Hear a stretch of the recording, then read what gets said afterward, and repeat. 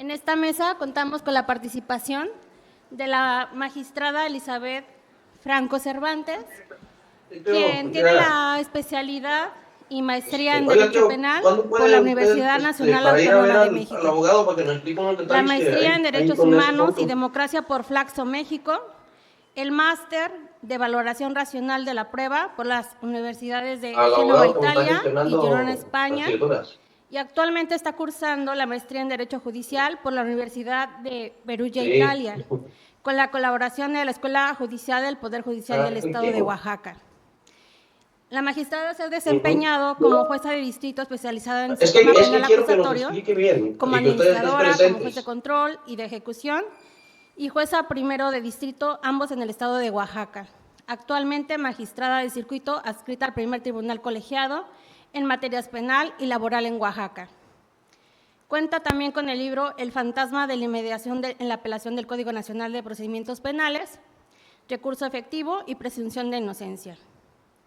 También contamos en esta mesa con la presencia del doctor Carlos Enrique Puigcerver Palomo, quien es el licenciado en Derecho por la Universidad Autónoma de Tucán, título de maestría en Derecho Procesal, expedida por el Centro Mexicano de Estudios de Posgrado en Jalapa de Enríquez, Veracruz, y el título de grado de doctor en Derecho Procesal, expedida por el Centro Mexicano de Estudios de Posgrado Jalapa de Enríquez, Veracruz. Y también contamos con la presencia de la licenciada Janet Calderón Jiménez, quien cuenta con estudios de licenciatura en Derecho por la Universidad Autónoma del Estado de Morelos, la especialidad en Asesoría Jurídica de la Escuela Federal de Formación Judicial del Consejo de la Judicatura Federal, y se ha desempeñado dentro del Poder Judicial como oficial judicial, jefa de departamento, asesora jurídica federal, especializada en atención a personas en movilidad y sujetas a protección internacional. Ha sido delegada en Aguascalientes y actualmente se desempeña como delegada en Morelos. Le damos la más cordial bienvenida.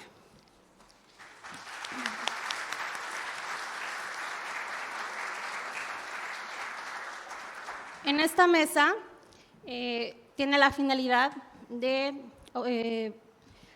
plantear sobre las consecuencias jurídicas de las sanciones disciplinarias, las formalidades en los procedimientos disciplinarios, el desahogo de medios de prueba, la naturaleza administrativa de los procedimientos disciplinarios y el derecho de defensa en materia administrativa.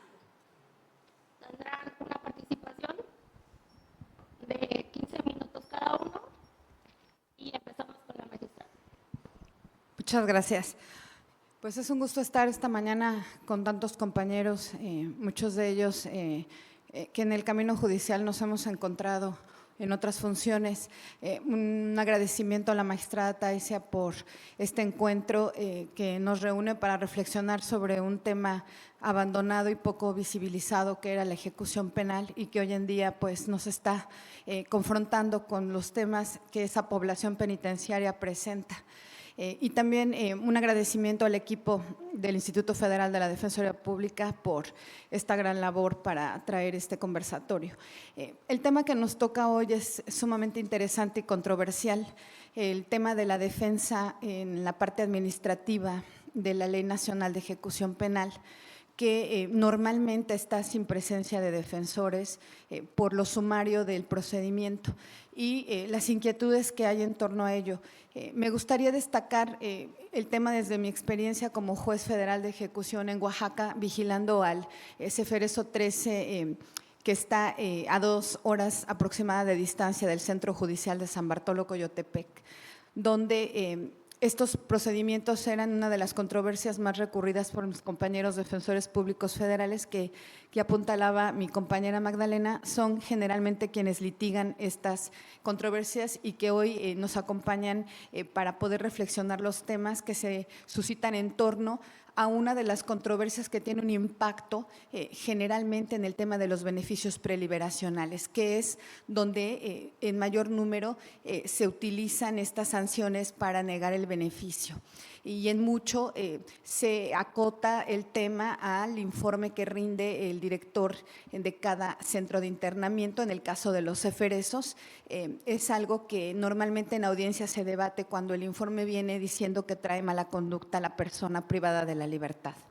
Y en un momento el cuestionamiento que nos hacíamos, porque yo llegué a esta función empezado el 2019, diciembre de ese mes, un poquito antes de la pandemia, y el problema se desató al vigilar a esa población con la contingencia sanitaria.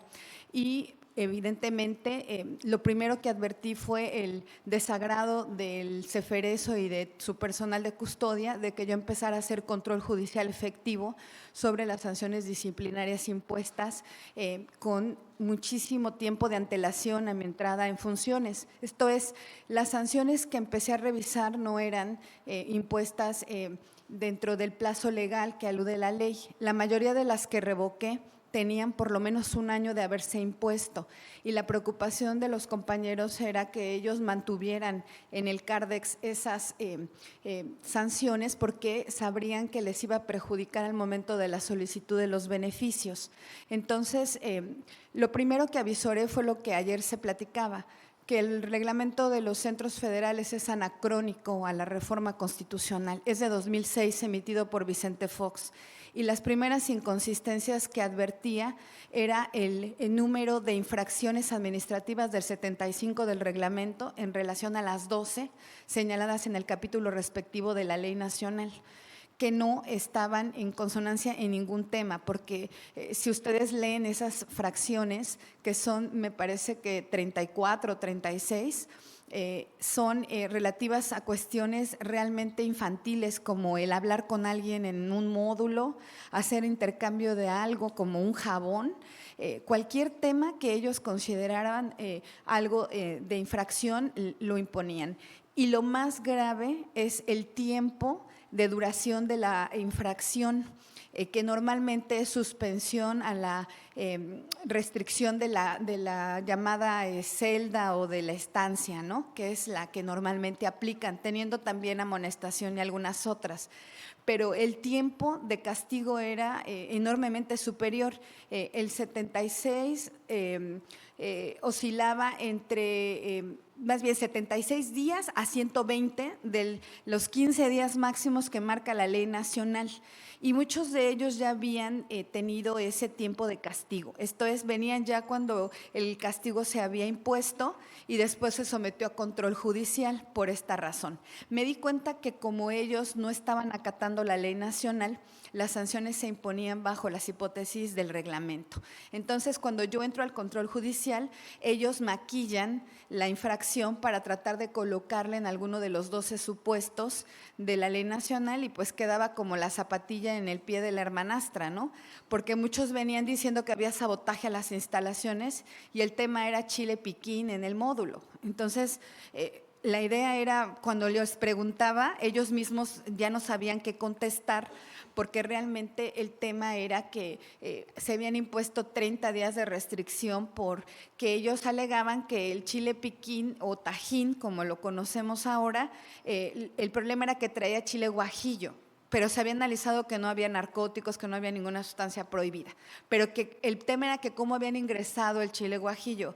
Realmente eran de esos temas hasta los que sabemos complicados, sobre golpizas tumultuarias por alguna pandilla en el interior, ya por amenazas veladas, y algunos temas importantes.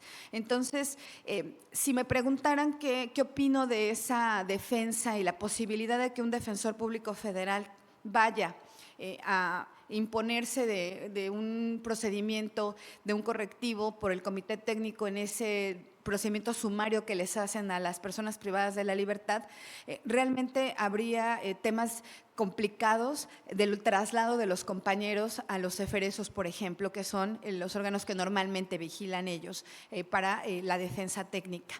En el caso de Oaxaca, por lo menos está a una distancia aproximada de 2 horas de vueltas, es peligroso el camino, la mayoría de las mujeres pues también se expone a otros riesgos, los horarios que maneja el Centro Federal, y sobre todo que también se atiende carga en los juicios de amparo, están adscritos a causas penales, o sea, es el mismo personal el que rota, y la verdad, en mis respetos para el trabajo que ustedes hacen, porque se vuelve una labor titánica, ya lo platicaban.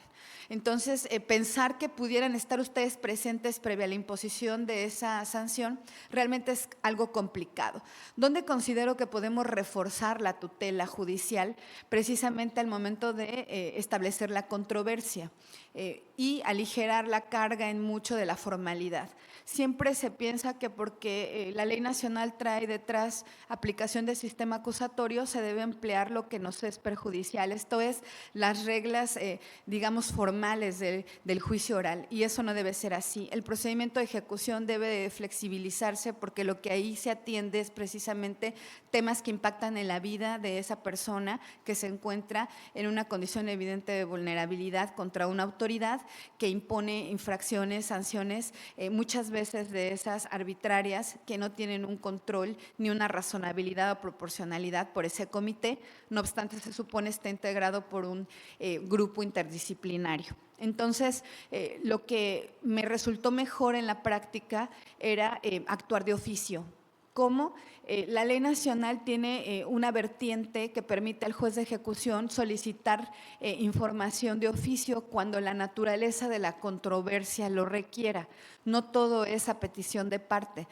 Yo siempre esperé que el defensor hiciera su trabajo, pero no me supedité a eso, tomando en cuenta las limitaciones que hay, y obligué a la autoridad a que me remitiera todo lo que tuviera integrado, incluyendo videos de los momentos que captan las imágenes cuando les atribuyen alguna falta como control de la platina para golpear a algún compañero y poder abrir esa puerta sin control de la custodia, que es escasa, porque muchas veces hay un custodio por 50 personas en ese módulo en el caso de los centros federales. Entonces, realmente hay quien se ingenia la forma de molestar a otro compañero interno y suceden cosas peligrosas. Entonces, yo lo que hice fue obligar a la autoridad a que integrara todo su expediente para que yo pudiera analizar en el medio de impugnación y sobre todo que se otorgara la suspensión inmediata para que no fuera aplicada la sanción que ellos estimaran pertinente y evitar con eso que fuera un acto consumado, aunque de todas maneras el interés de la persona privada de la libertad siempre es que retire la sanción del expediente para que ello no sea un obstáculo al momento de la solicitud del beneficio. Y ahí viene el otro criterio, precisamente el de que sea el, digamos, director de seguridad del centro de internamiento el que decante si esa persona tiene buen o mal comportamiento a través de los informes y de esas sanciones, que era otro debate en el beneficio preliberacional.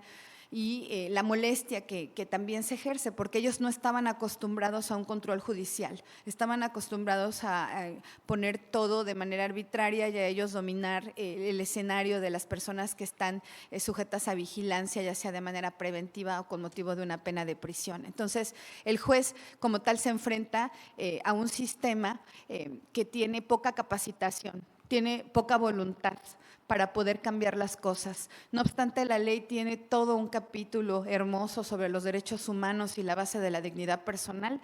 Ellos ni siquiera están, pero cercanos a querer aplicar o hacer un poquito efectivo esos derechos para la población privada de la libertad, al margen del régimen de seguridad. Como siempre destaqué, una cosa es mantener la gobernabilidad y otra hacerlo a costa de los derechos de las personas privadas de la libertad. Entonces, es donde el control judicial tiene que empezar a reflejarse, porque ya no es posible que en esos centros federales existan estas situaciones de abuso sistemático, ahí donde se supone ya hay un juez que vigila el centro de internamiento. Eso es lo preocupante, con el tema de la distancia y todo esto, para lo cual la Corte ya previó que ese juez tiene que estar cercano a su población para poder conocer de manera muy especial y sensible los problemas que se presentan. Entonces, en el caso de las sanciones disciplinarias, fue fácil revocar la mayoría de ellas bajo el principio de exacta aplicación, porque en principio no actualizaban el supuesto por el que se había impuesto la infracción.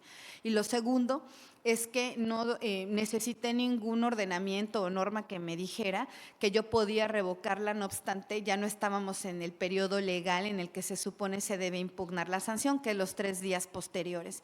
Porque, digamos, tensar de alguna manera el formalismo legal haría que estos temas se hicieran nugatorios para la población, quienes mantendrían pues esas sanciones dentro de sus expedientes, reitero, muchas de las cuales en mi caso fueron totalmente arbitrarias, y mandar un mensaje al fiscal o al Ministerio Público que puede entrar a las audiencias sobre que quien va a decidir en un momento dado si esas sanciones impuestas legalmente pueden perjudicar en algún momento la procedencia de un beneficio es el juez de ejecución y no el director de seguridad, porque sería como regresar a los tiempos en que ellos tenían un control omnímodo de todo allá adentro.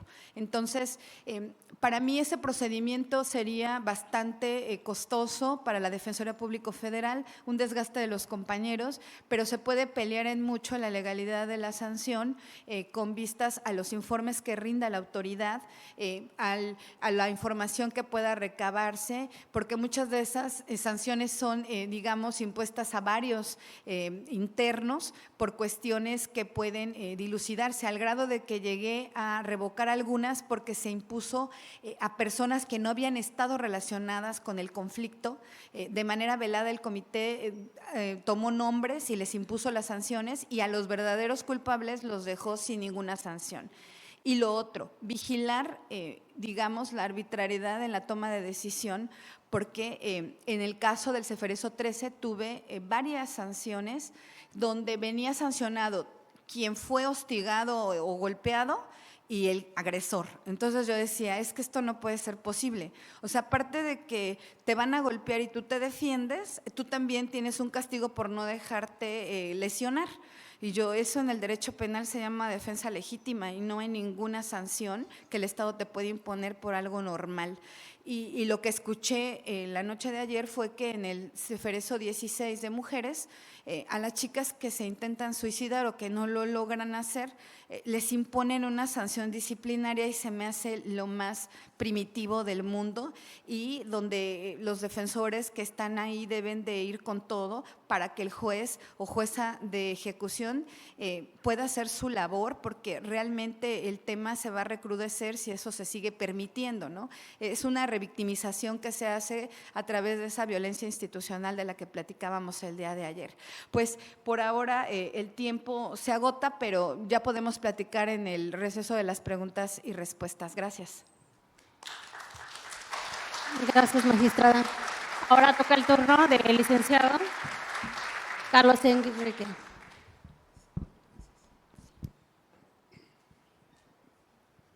Buenos días a todas y a todos.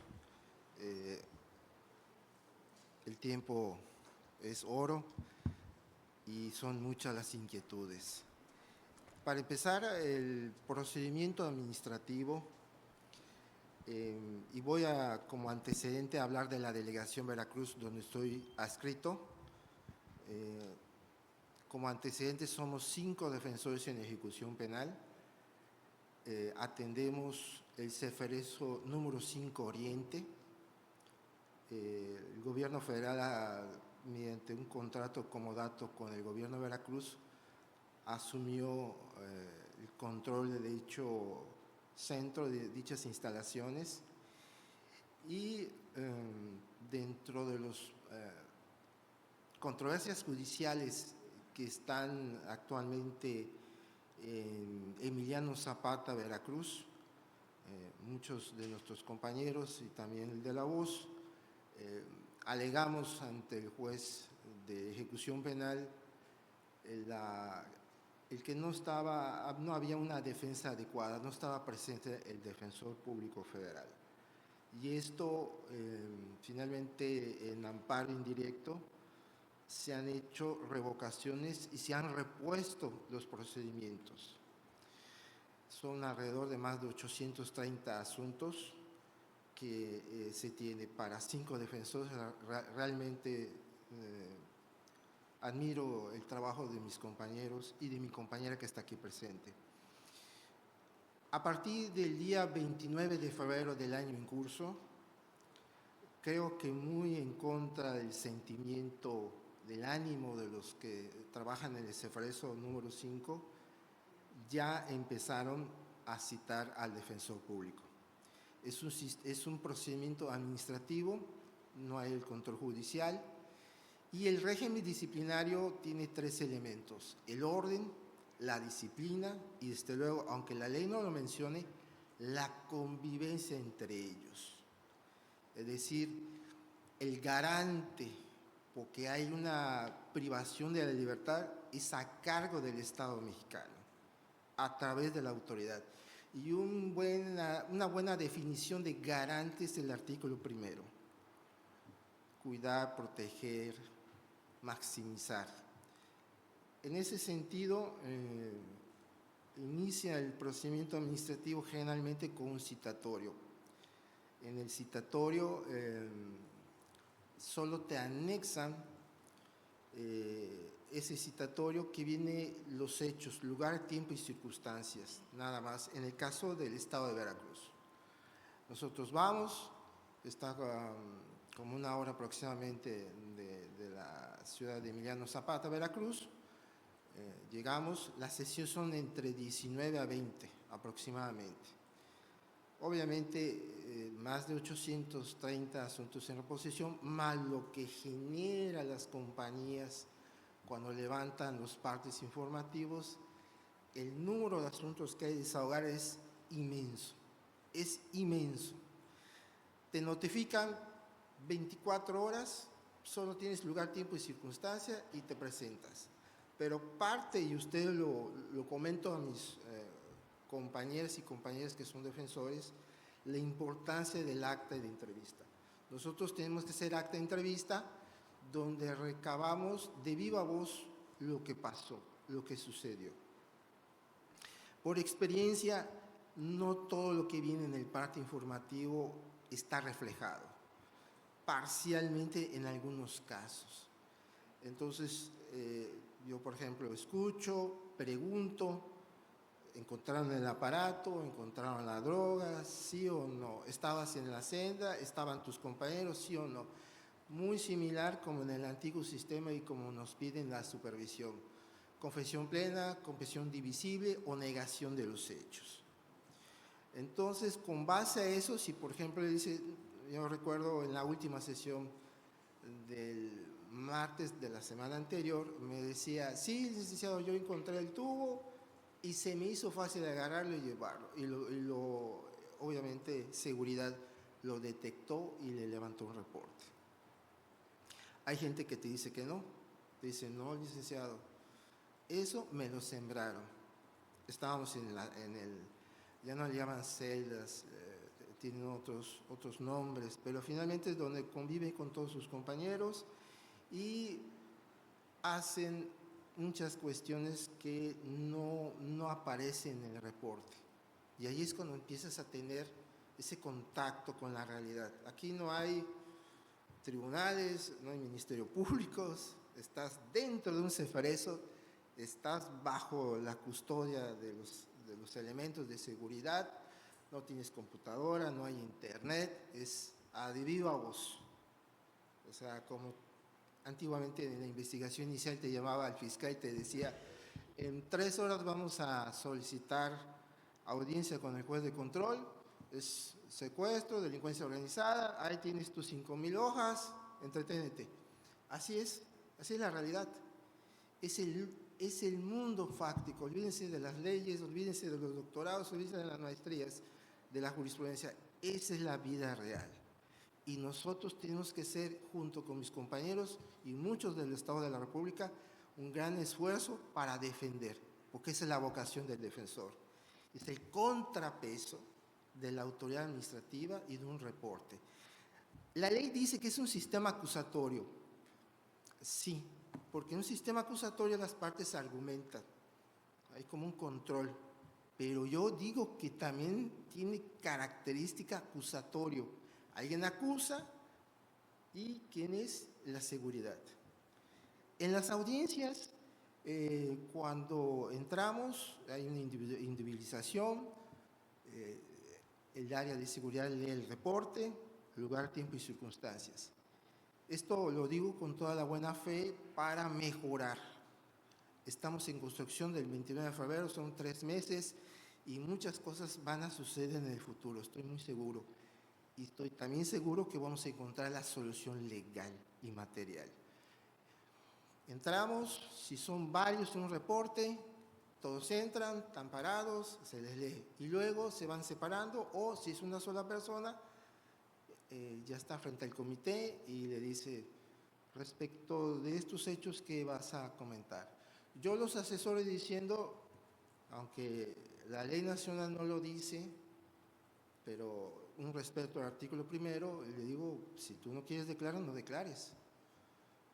Resérvate, no quieres declarar, hay que hablarles más o menos como en su lenguaje. Hay gente que es letrada, sí, pero es muy raro. Y es explicarle que él tiene ese derecho de no declarar. Hasta este momento el comité a mí no me ha dicho lo contrario. Es decir, no podemos obligar a que declare sobre, es su derecho. Pero hay gente que también me dice, sí, yo voy a declarar y quiero declarar, y estás en la razón. En ese sentido, como parte de la resolución administrativa, ellos declaran, se pasa al periodo de pruebas. Esta es una parte muy importante. ¿Qué hacemos en 24 horas? Prácticamente nada. Lo ideal es que cuando se le hace el citatorio a la persona privada de libertad, en ese momento deberían de informar a la Defensoría. En ese momento, porque hay audiencias, hay juicios de amparos, hay que contestar personas, hay personas que afortunadamente no están privadas de la libertad y hay que atenderlos. Estamos obligados de alguna manera a ayudar, coadyuvar a aquellos que entienden qué tienen que hacer, que se reportan a la Ciudad de México, que tienen sus reportes mensuales, y eso quita tiempo. Llamadas telefónicas, es muy complejo a veces. Y en este momento, en la audiencia, hay gente que te dice, ofrezco prueba.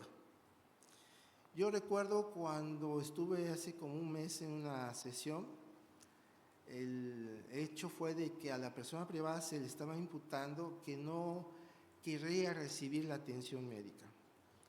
Y él le dijo, bueno, es que no es como dice el reporte, es un cuadrito, entra la enfermera y me inyecta como si fuera un animal. Totalmente en contra de la dignidad humana. Y él me dijo, Lic, yo tengo un acuerdo del juez de distrito donde le hace un apercibimiento fuerte al director. Obviamente cuando él lo comenta, lo ofrece al comité técnico disciplinario, ni lo toman en cuenta. Y yo es cuando yo le digo, trato de hacerlo, una especie de que ofrezco como prueba ante el comité a favor de él tal prueba. Y le digo, en tal juicio de amparo, el número tal, dice, y deberá el director del Centro Federal respetar sus derechos humanos y que sea la práctica médica correcta. Es muy importante eso. Y ofrecí como la prueba, no dicen ellos, se admite, se desecha, y en el momento dijeron en la resolución, sin efectos, se consiguió el objetivo. En otros momentos que, por ejemplo, ellos, lo más difícil en las cargas probatorias es cuando niegan los hechos. Es que yo no estaba allá, es que yo no me encontraba aquí, es que no me dieron la medicina. Entonces, esta cuestión es un poco compleja porque, primero, está privada de libertad. Segundo, alguien que está en Ceferezo, que han tenido la oportunidad, creen que él va a ir a las estancias y, oye, fíjate que mañana tengo una audiencia a las 10 de la mañana, ¿me acompañas? No pueden ni salir porque el garante de la seguridad es el Estado mexicano. Entonces, la labor de la defensa es más grande todavía. Pero hay gente que quiere demostrar su inocencia. Ellos así te hablan, no son técnicos en derecho. En una ocasión, en la última sesión disciplinaria, se ofreció el video. Y él dice, ofrezco este video, y le contesta comité disciplinario, no, porque en el citatorio dice que me tienes que traer la prueba. Así como los bebés, hay que cortarlo, papilla, y aquí está, toma. Y ya ellos van a decir si lo admiten.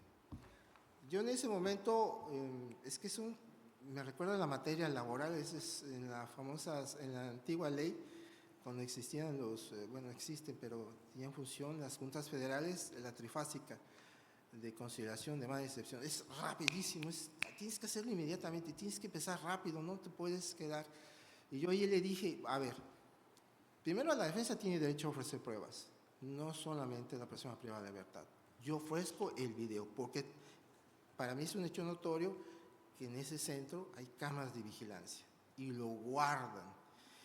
Y si hay algo que ayuda a la impartición de justicia para un órgano jurisdiccional, es aportar la mayor cantidad de pruebas. Y una prueba idónea, por lo cual un juzgador le gusta, son los videos. Ahí está. Él va a interpretar, es una valoración libre porque la ley nacional se aplica supletoriamente al Código Nacional y ¿qué nos dice en valoración? Es libre. El sistema acusatorio anglosajón, que es los que lo iniciaron, es libre. Y esta cuestión es muy importante. Y finalmente yo le digo, es cierto, no lo ofreció, pero hay un principio lógico de la prueba. Quien tiene los videos eres tú. Quien es garante de libertad es el Centro Federal. Y quien tiene que ayudar, como dice la ley nacional, eres tú. Yo hasta ahorita no he visto que nos los admitan, pero están en las actas. Es un tema amplio, novedoso, que se está construyendo y que en alguna manera yo estoy seguro que lo vamos a resolver. Finalmente, antes de terminar, sé que hay muchas interrogantes. Agradecer a la Universidad Autónoma de Yucatán. Estoy muy contento porque yo soy egresado de acá y no olvido a mi alma mater, estoy muy contento. Y desde luego al Consejo de la Judicatura Federal, al Instituto Federal de Defensa, a la Dirección General y desde luego recabar como una esponja todo el conocimiento de las señoras y señores magistrados, juezas y jueces federales y desde luego la doctrina. Le agradezco su atención, su comprensión y por el momento es todo. Gracias.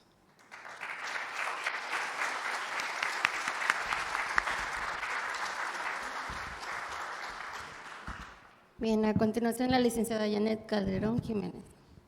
Muchas gracias, buenos días a todos. Es para mí un gusto estar el día de hoy participando en esta mesa de trabajo acompañada de expertos en materia de ejecución. Quiero agradecer principalmente a los organizadores de este foro porque estos encuentros permiten el intercambio de ideas y obtener conocimientos de parte de los titulares de los órganos jurisdiccionales, conocer sus criterios y también de alguna manera hacerle del conocimiento a ellos los obstáculos por los que atraviesan los defensores públicos federales en la consecución del objetivo que tienen. Quiero reconocer mucho el trabajo de los defensores públicos federales porque son ellos quienes de manera directa todos los días ven de primera mano la situación que viven las personas privadas de la libertad. Son ellos los que hacen el trabajo que a veces es invisible. Normalmente se ve nada más el trabajo jurídico, el trabajo ante los centros centros jurisdiccionales, pero en realidad ellos pasan sus días haciendo visitas carcelarias, a veces tienen que ser psicólogos para escuchar a las mujeres privadas de la libertad, a veces exponen incluso también su seguridad porque todos los centros federales de reclusión normalmente se encuentran a kilómetros de distancia. Entonces, muchas felicidades por su trabajo y felicidades especialmente a los de la Delegación Morelos porque me consta que hacen mucho trabajo en materia de atención a las mujeres privadas de la libertad. Bueno, después de mi comercial, bueno, el régimen disciplinario penitenciario puede definirse como el conjunto de normas que regulan la potestad sancionadora de la administración penitenciaria, dirigida a garantizar la seguridad y el buen orden a fin de conseguir una convivencia ordenada de las personas privadas de la libertad. Pero no podemos nosotros considerar este régimen disciplinario sin tener en cuenta los principios rectores del propio sistema disciplinario, como es la dignidad, la igualdad, la legalidad, la proporcionalidad y la reinserción social. Estos procedimientos disciplinarios se encuentran normalmente a cargo del comité técnico. El comité técnico es el que determina y aplica las sanciones disciplinarias en estricto apego al principio de legalidad a favor de la persona interna. Como bien decía la magistrada, es muy difícil y es un trabajo titánico para los defensores quizá poder estar en todos los procesos disciplinarios, pero eso sería el ideal, porque desafortunadamente no solamente se afecta cuestiones como la obtención de beneficios, sino también cuestiones de tipo emocional. ¿Cuántas sanciones son impuestas y que afectan a las personas privadas de la libertad de manera arbitraria? Anteriormente no solamente no llamaban a la defensa pública, sino que además ni siquiera se les leía el parte informativo. Les platico específicamente en el caso de la delegación Morelos, que es donde yo estoy adscrita como delegada. A partir de enero de 2024 fue que se nos solicitó ya de manera permanente designar defensores públicos federales para participar en estos procedimientos disciplinarios. ¿Esto por qué fue? No fue precisamente porque la autoridad penitenciaria quisiera que nosotros, bueno, que ellos tuvieran el acceso a la justicia como tal. Tengo que ser muy clara y mencionar que cuando se nos habló para participar en el primer comité disciplinario, se nos pidió que no se hiciera una defensa activa. ¿Por qué? Porque ellos consideraban que la situación que se estaba viviendo en el Ceferezo 16, que para nadie es un secreto, en el segundo semestre de 2023 se suicidaron, o por lo menos se tiene el registro oficial, alrededor de 13 mujeres en el Centro Federal de Reinserción Social. Y bueno, le llaman suicidio, pero en realidad son muertes bajo custodia del Estado, ¿no? Cualquier persona que está en custodia del Estado, pues habría que saber quién es el que realmente, cuál es la condición realmente, si fue suicidio o si hubo una omisión. Bueno, es importante señalar que nosotros aquí en Morelos sí tenemos afortunadamente o desafortunadamente, no sé, los defensores tal vez pensarán lo contrario, la participación desde enero en los procedimientos disciplinarios. Por supuesto, no accedimos a hacerlo de manera no activa, sino todo lo contrario. Los defensores públicos tienen hasta como un plancito de trabajo. Con anticipación a la visita de trabajo buscan en la medida de lo posible tener una entrevista, incluso puede ser solamente telefónica, para poder hablar con las personas a las que se les va a iniciar el procedimiento disciplinario. Ellos participan tratando de dar un servicio de calidad. Sin embargo, esto también es complicado porque el Centro Federal de Reinserción Social número 16 nos manda por día, por comité, a veces hasta 26 personas para desahogo de procedimientos disciplinarios. O sea, eso no permite, pero para nada, una defensa adecuada. ¿Se requiere la participación de los defensores? Pues por supuesto, porque el procedimiento disciplinario es también una manifestación de la facultad punitiva del Estado y por lo tanto, si merece una sanción, merece una defensa y merece respetar el debido proceso. Por esa circunstancia es que todos los defensores públicos federales deberían de participar. Cuando hablaba de las cuestiones psicológicas que les afecta, que no solo son jurídicas, me refiero a que a las personas las aíslan. Tenemos, como bien decía la magistrada, pues no es catálogo, pero bueno, sí un artículo que nos dice cuáles son las sanciones que se pueden imponer, que empiezan desde amonestación privada o pública, tenemos también el aislamiento, tenemos también, se frena la movilidad dentro del área donde se encuentran, incluso otra de las sanciones es reducir el tiempo de comunicación en las visitas, etcétera. Sin embargo, muy comúnmente hacen el aislamiento, el cambio de módulo, y esto para las personas que están privadas de la libertad pues se les afecta muchísimo, especialmente en la salud mental. Vuelvo a referirme al Ceferezo 16 porque es ahora sí que con el que he tenido yo más atención. El Ceferezo 16 es la muestra de que no hemos avanzado en la perspectiva de género, no hemos avanzado en las cuestiones de discriminación. Desafortunadamente, el hecho de que haya un solo Ceferezo para mujeres, con independencia de que sean solamente un porcentaje mínimo de las personas, de las mujeres que están internas, pues así fuera una de ellas, se debería de respetar los derechos humanos. Entonces creo que sí es necesario considerar que el Ceferezo 16 constituye una característica particular y se debe tratar de manera especial, porque, número uno, se trata de personas, de mujeres, ya están, son vulnerables de por sí. Número dos, son personas privadas de la libertad, también se consideran cuestiones de vulnerabilidad. Número tres, aquí uno de los compañeros, en una controversia que promovió con efectos generales en materia de psiquiatría, ofreció incluso una prueba pidiendo al centro de reclusión informara qué cantidad, qué porcentaje del personal del Centro Federal de Reinserción Social requería atención psicológica, psiquiátrica, porque ellos no tienen un psiquiatra, no tienen ni siquiera un médico de planta, no tienen un ginecólogo, aun cuando son mujeres. Y la sorpresa que nos llevamos todos es que de 1,200 mujeres, 503 son pacientes psiquiátricos. O sea, imagínense mujeres que fueron separadas de sus familias. Todas las mujeres, incluso las que estamos aquí, somos mamás, estamos preocupadas si el niño ya comió, si ya desayunó, si le fue bien en la escuela, si quién lo recogió. Imagínense estar a kilómetros de distancia. Como bien lo decían los que expusieron el día de ayer, las mujeres privadas de la libertad son totalmente abandonadas. Los hombres normalmente, como bien también lo mencionaban, no solo son visitados por la esposa, la mamá, la cuñada, la amante y todos. Y las mujeres son abandonadas. A veces, eso es estadístico y ya está documentado, o sea, no me lo estoy inventando. Y además las mujeres… muchas veces las mamás de las mujeres quienes podían apoyarlas, pues no las visitan porque se convierten en las cuidadoras de los nietos que dejaron ellas, o bien, como platicábamos con la magistrada, porque se espera que las mujeres sean perfectas, sean buenas, sean tiernas, y las mismas familias las rechazan porque cometieron un delito. Bueno, el problema principal del Ceferezo 16 y que constituyó iniciar estos procedimientos administrativos y buscar la participación de la defensa fueron estas cuestiones relacionadas con la salud mental de las mujeres, porque con independencia de los 13 casos de mujeres que están documentados, que 13 u 11, por ahí a veces se dice 11, a veces se dice 13, pero no sabemos, a veces pensamos que son más, era precisamente las cuestiones de salud mental. Esa fue la razón por la que nos llamaron y que, por supuesto, los defensores sí están haciendo una participación activa. Creo que las mayorías de las controversias han impugnado muchas de las sanciones y creo que la mayoría han sido favorables. Muchas sanciones ni siquiera, muchos procedimientos ni siquiera terminan en amonestación.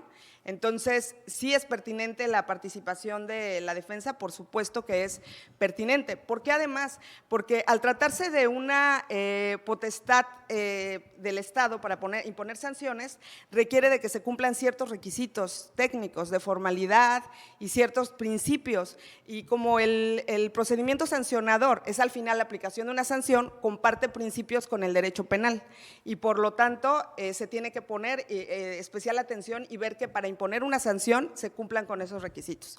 Ahora, si me permiten, les traje como un pequeño ejemplo, porque sé que no en todas los centros federales de reinserción social se llevan a cabo este tipo de participación de los defensores públicos. El día de ayer, antier, nos llegó el requerimiento para el comité técnico que se va a llevar el próximo martes, donde van a participar defensores que incluso están aquí, y le voy a pedir a Ruth que me lea, sin dar datos personales, un poquito sobre el parte informativo de lo que dice el citatorio para el procedimiento administrativo.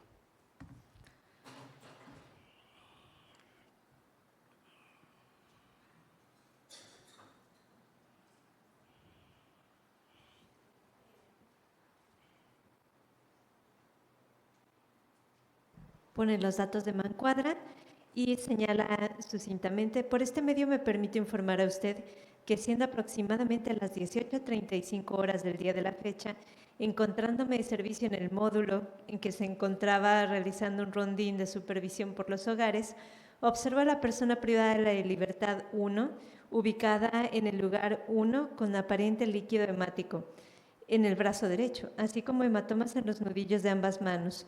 Por lo que al cuestionar a la persona privada de la libertad el motivo de su actuar, refiere: oficial, desde hace 3 días estoy pidiendo psicología porque no me siento bien y no quiero caer nuevamente en una crisis y solo haciendo esto es como me tranquilizo. Prefiero lastimarme a mí a lastimar a alguna compañera o a ustedes, Sofi. Le doy la indicación de que me haga entrega del objeto con el que se autoagredió, acatando la indicación. Se dialoga con la persona privada de la libertad, quedando aparentemente más tranquila. Informando a la encargada de compañía, quien se indica se realiza la presente. Todo esto de acuerdo al artículo 19 de la Constitución Política de los Estados Unidos Mexicanos, para que se valoren los hechos fácticos y la aportación de pruebas que se resolverán sobre su probable responsabilidad o inocencia de la misma en la conducta que se le imputa, y de ser el caso se le impondrá la sanción respectiva, observando en todo momento los principios de presunción de inocencia. O sea, increíble, ¿no? O sea, ella está siendo víctima de que no haya medicamentos, víctima de que no haya atención médica, y sin embargo, lejos de cumplir con la obligación de salvaguardar su integridad física, se le está sancionando por una carencia del propio centro de reclusión. Me gustaría también que nos leyera qué dice ella al momento que le notifican el citatorio para el procedimiento. Al margen, ella afirma: lo que necesito es atención de un psiquiatra, su apoyo y comprensión, ya que el autolesionarme es un indicativo de que me encuentro mal emocionalmente. Una enfermedad mental como la que padezco, esquizofrenia, no debe ser sancionada.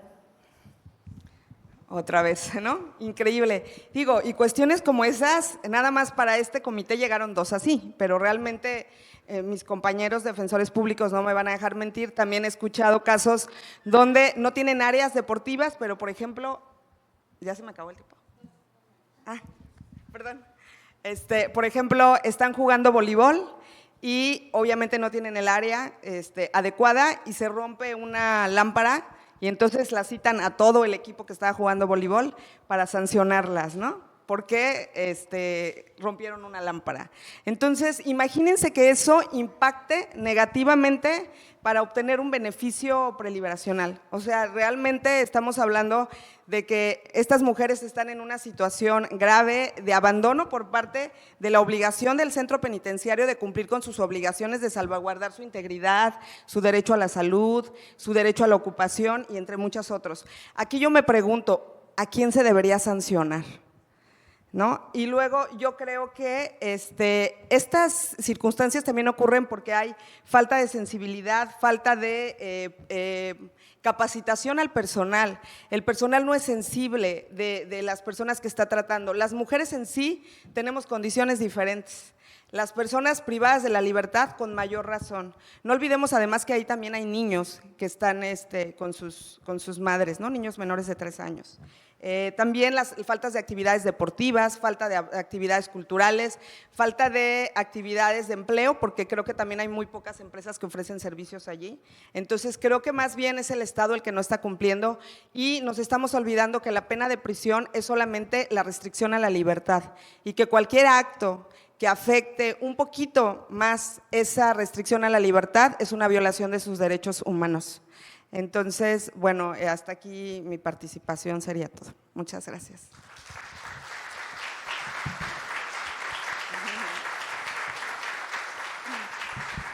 Muchas gracias.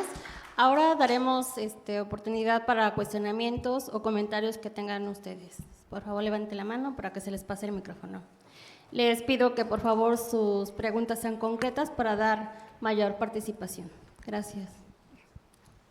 Bueno, buenos días a todos y a todas. Su servidor, Diego Wilfrido Ibarra Sánchez, defensor público en Cuernavaca, Morelos, y comisionado en el área de ejecución.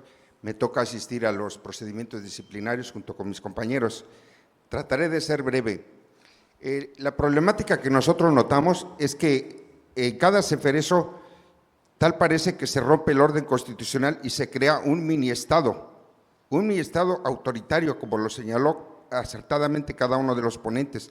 La magistrada dijo, sí, en ese lugar, desde que uno ingresa, se percibe una cerrazón, es como un búnker, ¿sí? Y es un estado ahí en donde ellos legislan lo que quieren, verdaderas ocurrencias, ¿sí?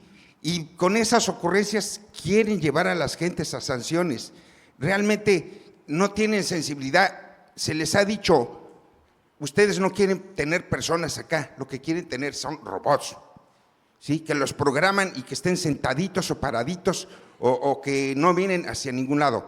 Bueno, entonces, lo que sí se ha logrado por parte de la Defensoría, por lo menos para mí no es nuevo, yo empecé a asistir a estos procedimientos desde el Ceferezo 12, cuando retomé este trabajo ahí en Cuernavaca, que me mandaron a esas comisiones, hemos ya evitado que se castiguen verdaderas ocurrencias como la que señalaban, de que porque le pasó una galleta, se le castiga al que pasó y se le castiga al que la recibió. O sea, y si nosotros observamos el artículo que regula todas las faltas administrativas, tiene una última fracción que es un verdadero zaguán. Les digo, esta no es una puerta, esto es un zaguán para que aquí metan cuanta ocurrencia se les venga a la mente, ¿sí? Entonces, decían, es que se les castiga porque le pasó un machote para elaborar un amparo. Les digo, ¿no les da vergüenza a ustedes, señores del comité? ¿Quién de ustedes no me dice que cuando terminó la carrera no utilizó un formato para hacer una demanda? Analícense. Además, ustedes, con todo respeto, son un tribunal mezclado de legos, entre letrados y legos, y no es nada personal, pero díganme, ¿qué puede decirme el del área de criminología jurídicamente? O sea, ¿va a dar una opinión para decidir la suerte de una persona si va a ser sancionada o no? Eso por un lado. En otro aspecto, constitucionalmente es muy cuestionable. Digo, si no mal recuerdo los conocimientos básicos del derecho constitucional, el reglamento viene a desmenuzar lo que la norma fue un poco ambigua o que no precisó.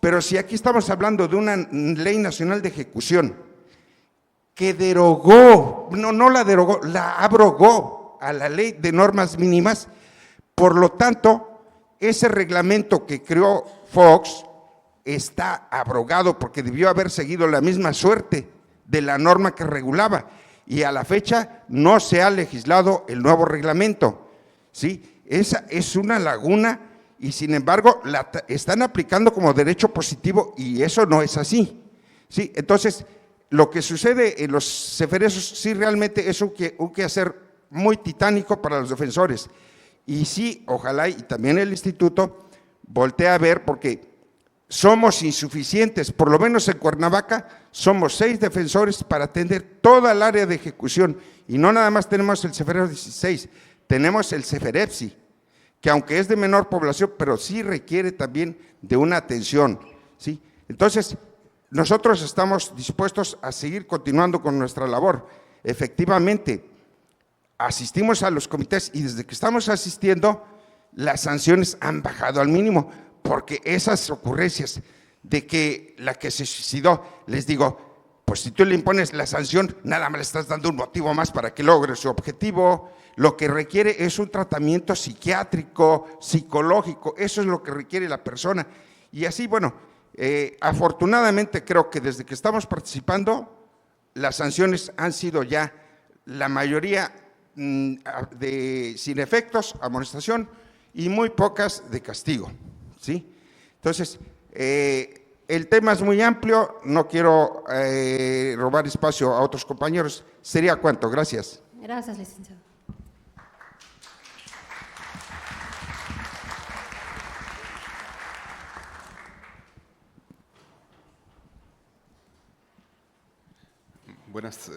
Buenos días. Mi nombre es Jesús Reyes, yo soy defensor público y yo estoy en Colima. Primero, bueno, quería decirles dos situaciones que ocurren en nuestro estado. Saben ustedes que no existe ceferezo, solamente tenemos cerezo locales. Y bueno, ahí hemos hecho varias cosas también como defensores, porque entendemos que para lograr los beneficios, pues tenemos que ser proactivos, porque esto es una cuestión muy básica para que pueda ocurrir. En principio, como lo decía la magistrada, ante las primeras controversias, y esto desde el 2018, que me ha tocado intervenir en estas cuestiones de ejecución, logramos en controversias que el juez de distrito se pronunciara porque no se llevaron los procedimientos disciplinarios, y lo que logramos hacer es que impusiera el juez como medida de no repetición, pues que se sancionaran a las personas sin haber sustanciado ese procedimiento. y se impuso a través de la ley de víctimas, porque decíamos que se estaba violando el derecho humano al debido proceso, y se logró en este caso, como consecuencia pues de la ley general, que el juez impusiera una medida de no repetición, es decir, que consistía en que no se sancionara a las personas si no se sustanciaba el procedimiento adecuadamente. Esa fue la primera circunstancia. Ahora, bueno, con lo que surge y el pronunciamiento de la Corte, que ya no nos permite a los defensores públicos actuar de alguna manera en cuestiones de internamiento, porque no tenemos efereso, reiterando esa situación. Bueno, lo que hemos visto y lo que hemos logrado en Colima también, porque, insisto, es importante para nosotros, en Colima los defensores públicos del Estado solamente tienen uno para ejecución, imagínense si va a atender las cuestiones de carga que además les delega la cuestión federal, están en el olvido, esa es una realidad. Entonces nosotros hacemos todo lo necesario pues, para poder resolver problemáticas que van a impactar a lo largo pues, con nosotros en los beneficios. Y lo que hicimos en este caso es, de alguna manera, el procedimiento, más bien el reglamento del Cerezo Colima, pues data del 83. Como ustedes saben, pues ya ni lo aplican la ley federal, la ley nacional de ejecución penal, y lo que hicimos en base a ello es decirle al juez, espéranos, la Corte dice que el motivo por el que nosotros no podemos intervenir y por el que tú no puedes intervenir ahí es porque se está aplicando un reglamento local. Y en el caso concreto, el Cerezo no aplica el reglamento local. Entonces no vas a invadir ninguna esfera. Tendrías que ayudarnos, entrarle, porque finalmente es una excepción a la regla que la Corte estableció. La Corte dice que no pueden intervenir cuando se trata de reglamentos, de aplicación de reglamentos del orden local, del orden común.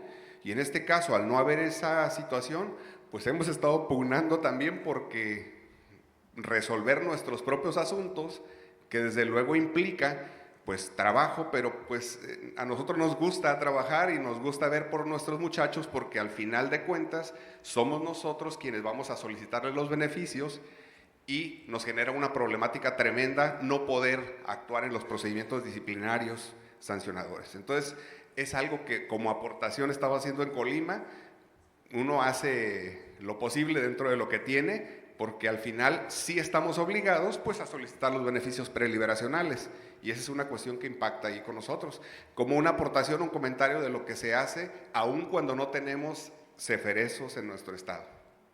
Esperemos lograr pues que el criterio de que la Corte nos, con esa opinión consultiva que de repente los jueces hacen, solicitando el apoyo para que les permitan resolver esta situación en los casos en los que, como en Colima, no aplican reglamento local. Entonces, ahí estamos, seguimos en la lucha. Gracias, licenciado. Sí, buenos días, soy el licenciado Roberto Cruz, defensor público federal en Mexicali, Baja California. Respecto a lo que se comenta, sería propiamente, pues igualmente un comentario. No debemos dejar desapercibido el hecho de que los seres humanos, pues tenemos una naturaleza, las mujeres también la tienen. Si bien tenemos la perspectiva de género, tenemos muchas circunstancias que hoy en día se están manejando como los derechos humanos, pero no debemos dejar desapercibido el hecho de que el hombre como la mujer físicamente somos diferentes, y de igual manera también en la mentalidad. ¿A qué me refiero con esto? Voy a dar el ejemplo muy sencillo y claro. Cuando a una persona se le va a poner alguna inyección, generalmente el hombre la ve la inyección y no se la quiere poner, y estamos casi sufriendo y muriéndonos del dolor que vamos a sentir. En cambio la mujer es diferente, pónganla y vámonos, así de fácil. Aguantan más el dolor que un hombre, y eso uno lo tiene que reconocer en ese aspecto. Entonces, ¿ese aspecto a qué me refiero? De que generalmente las autoridades, cuando ven en un centro de inserción social por hombres, quieren hacer lo mismo respecto a las mujeres, y pues no se puede en este sentido. ¿A qué me refiero con esto? Yo creo que cuando llegamos a casa o tenemos algún amigo, un familiar, una pareja, y es mujer, todos sabemos que a veces las mujeres quieren expresarse, manifestar alguna situación, platicar, comentar. El hombre se cierra o es más que nada de no hablar en ese aspecto. Pero es una naturaleza de cada de cada ser humano, y son cuestiones que dejamos desapercibidos. A veces simplemente las mujeres quieren comentar algo, aunque no les diga nada, pero simplemente quieren manifestar alguna situación que les pasa al día, lo cual es importante, y uno como ser humano y como hombre tiene que entenderlo y comprenderlo, no cerrarse o no decir no me importa o dejarlo simplemente al olvido. Son situaciones que pasan en los mismos centros. ¿A qué me refiero con esto? A que a las mujeres se les debe proporcionar toda aquella ayuda que les permita sentirse tranquilas. Si de por sí ya el estar encerradas es una cuestión ajena totalmente a la cuestión por la que estén ahí y el delito por el que hayan estado, eso no es importante en el aspecto de la salud mental. La salud mental es otra circunstancia muy importante por la que se considera y por lo que se debe de pelear el hecho de que sean asistidas por algún psicólogo, y no con eso quiero decir que porque tengan un psicólogo tengan algún problema, no, sino por alguna cuestión de salud mental. En el caso en particular, lo que a veces se promueve es solicitarle a los mismos jueces de ejecución, pues se gestione alguna conforme al cuarto constitucional, se les brinde la asistencia de un psicólogo para que las mismas mujeres puedan salir adelante en cuestiones que tienen y evitar alguna cuestión que se vaya más a una esquizofrenia o alguna enfermedad mental que les provoque posteriormente alguna circunstancia. A eso me refiero, simplemente tener esa calidad de ser humano, poder ayudar y brindar aquellas circunstancias. Nosotros como defensores, y creo que la mayoría lo hacemos, cuando acudimos a algún centro, escuchamos, aparte de dar la cuestión jurídica, también tratamos de ayudar a la persona en el sentido de decirle, ¿te pasa algo? ¿Tienes algo? Creo que simplemente con esas palabras tratamos de darle importancia a la persona y saber que también son importantes para nosotros. Muchas de las ocasiones nos llegan a comentar circunstancias hasta personales, pero creo que también eso es parte de nuestra labor. No solo somos personas duras en lo jurídico, sino también somos seres humanos y por consiguiente también debemos de brindar una ayuda. Y eso creo que es importante y un valor que todo ser humano debe de brindar. Es un comentario, solamente es algo que quería expresar como tal. Gracias. Gracias, licenciado.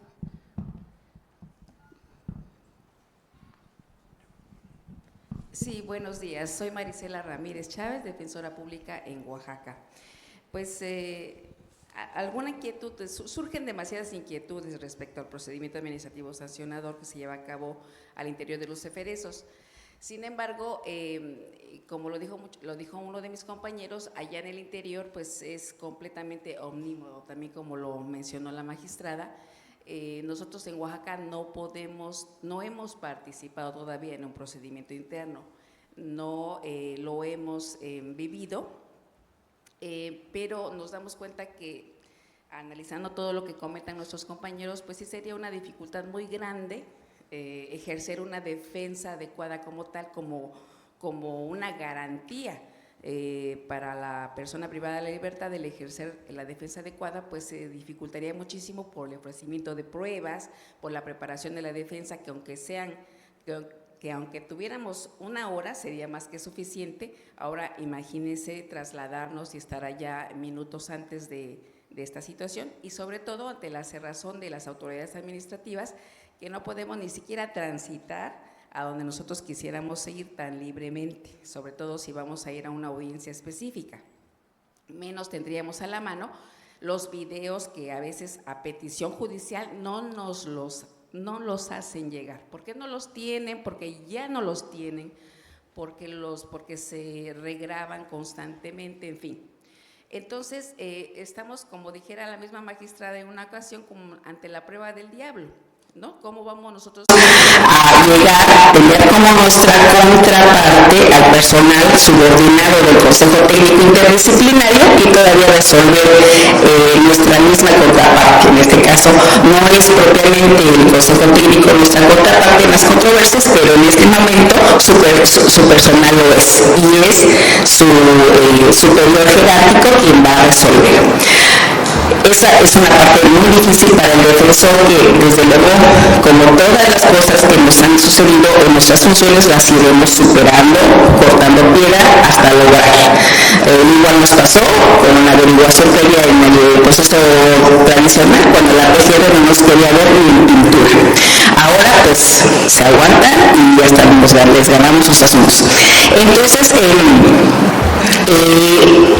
en materia administrativa estábamos checando con mi compañera defensora que regularmente las sanciones administrativas que impone el Consejo Técnico es 15 días de RTL, retención de tránsito de los límites de la estancia, y la misma temporalidad de suspensión de llamadas, imponiendo una sanción anacrónica, pues como está prevista en el reglamento de CFRs, o sea, la ley nacional ya no nos puede imponer, o ya no nos impone, estamos viendo una suspensión de sus llamadas. Y retomando este tema, como lo dijo el maestro Sarre, el doctor Sarre, son bienes jurídicos propios de la reclusión. ¿En qué afectaría que a estas personas les siga llamando su familia? Es lo único con lo que ellos cuentan. Y es, regularmente mis defendidos son lo que me dicen, licenciada, yo estoy aquí privado de mi libertad, no me interesa estar retenido a los límites de mi instancia, pero que no me quiten la llamada de mi madre. Entonces, esto también debe de ser superado, porque pues son ya estas sanciones no tienen nada que ver con los bienes jurídicos de reclusión que debe velar, por los que debe velar el órgano. En este caso, pues sería todo lo que atente contra la seguridad interna, la gobernabilidad, pero esto no tiene nada que ver. Entonces, ya esto se está extralimitando y tenemos que pues promover, hacer algo para que haya un cambio a ese reglamento, una adecuación con la ley nacional. Y también la esperanza que tenemos es de que cuando llega, como es muy difícil ante el Consejo Técnico luchar en las mismas circunstancias de igualdad como lo podemos hacer en una audiencia ante el juez, nuestra esperanza es el juez de ejecución. Pero ¿qué pasa cuando llego al juez de ejecución y me dice, si ya lo dijo el Consejo Técnico Interdisciplinario, si ya lo vio, ya vio el video, ya lo dijo el custodio fulano, ya lo volvió a decir el encargado del área de seguridad, es legal y te declaro infundada tu controversia. Entonces digo yo, ¿cuál es la función del juez de ejecución si va a decirme lo mismo que le dijeron a mi pobre defendido, ¿no? Entonces, aquí yo creo que la judicialización del proceso de ejecución es lo más importante. Es nuestro último estandarte, nuestra última salida, y esperemos que estas decisiones del Poder Judicial de la Federación pues realmente legitime la existencia de la función del juez de ejecución. Si no, pues ninguna esperanza tenemos, ¿no? Sería una labor mucha más grande que tendríamos que hacer como defensores. Y eso es lo que yo quiero comentar. Gracias, licenciada. Lamentablemente ya se nos ha terminado el tiempo. Vamos a dar 2 minutos a cada ponente para un cierre, comentario final, por favor. Empiezo yo. Gracias. De lo que comenta la licenciada Rita, pues una cosa es que hayan cometido efectivamente una falta prevista legalmente en la ley nacional y otra la proporcionalidad de la sanción. O sea, aquí es donde el control judicial hace una diferencia. Por eso les digo, sí, lo deseable sería que los defensores pudieran estar en procedimientos, pero no ante el Tribunal del Santo Oficio, porque esos comités técnicos me figuran mucho esos libros que escribía Carrara, ¿no? De que hablaban del defensor que antes de defenderlo ya lo estaba también acusando, ¿no? O sea, eran días oscuros, pero estos tiempos han vuelto con estos procedimientos. Entonces, el juez tiene un poder enorme para poder cambiar el panorama si hace esa tutela reforzada. Por eso les digo que en ustedes está el instarlos, el motivarlos, porque a veces requieren motivación, si no es por vía de al amparo, por otra coacción, pero desgraciadamente a veces las cosas pueden llegar a límites, pero la esperanza también es mucho en los defensores públicos federales, porque como ayer le decía a la magistrada Taisia, si ustedes no pueden hacerlo, este país ya no tiene defensores competentes. Los estatales desgraciadamente carecen de todo lo que ustedes tienen, desde capacitación, perspectiva, experiencia, carrera, de verdad, y ellos están muy acotados en muchas cosas laborales. Entonces, ustedes son también la esperanza de los que ya no somos jueces de ejecución y estamos en el amparo esperando que ustedes puedan defender las arbitrariedades, ya sea del control judicial o de la autoridad penitenciaria. Muchas gracias. Gracias. Yo comparto todas las opiniones. más bien es como desahogarnos en un momento dado, porque es un sufrimiento levantarse a las 2, 3 de la mañana y pensar cómo lo vas a hacer. Realmente yo lo comparto en todo. Y en el primer compañero que habló, intervino, dijo sobre la seguridad, es decir, que los ceferezos no se ha vuelto como un mini estado. Esa es la importancia de la seguridad. Estamos conscientes que la seguridad es importante y no se debe de olvidar, pero tiene que ser equilibrada, es decir, respetar derechos humanos y que ellos también asuman esa función. Yo creo que lo vamos a lograr con el paso y con la decisión y determinación de cada defensor y cada defensor que hay en este país. En cuanto al problema de la comida, como a todos nos pasa, uno le dio una galleta y al otro, y aquí hay una cuestión: ¿cuáles son los bienes jurídicos en un procedimiento administrativo? La disciplina, el orden y la convivencia entre los internos. Si no rompe si no infringe o no se menoscaba sus bienes jurídicos, no debería haber una sanción. Ese es mi punto de vista. Y ahí había que el hecho, probarlo, hacer la argumentación y fundarlo. En cuanto a Jesús Reyes de Tamaulipas, que nos comentó que, si no mal entendí, no hay una intervención del defensor. Precisamente esta ley es nacional, tanto para local como para federal. Y como se hizo en Veracruz, que ojalá, y lo digo sin ofender a nadie, nos autoricen con lo menos más defensores, el doble. Creo que es palpable lo que aquí se dice. Hay los mecanismos, hay que promover los amparos para lograrlo. En cuanto a Alberto Cruz, de Baja California, habló sobre la cuestión de la salud. Ay. Gracias. Ah, perdón. Se acabó. Bingo. Se acabó su tiempo. Ahorita voy al casino a ver si me saco algo, ¿no?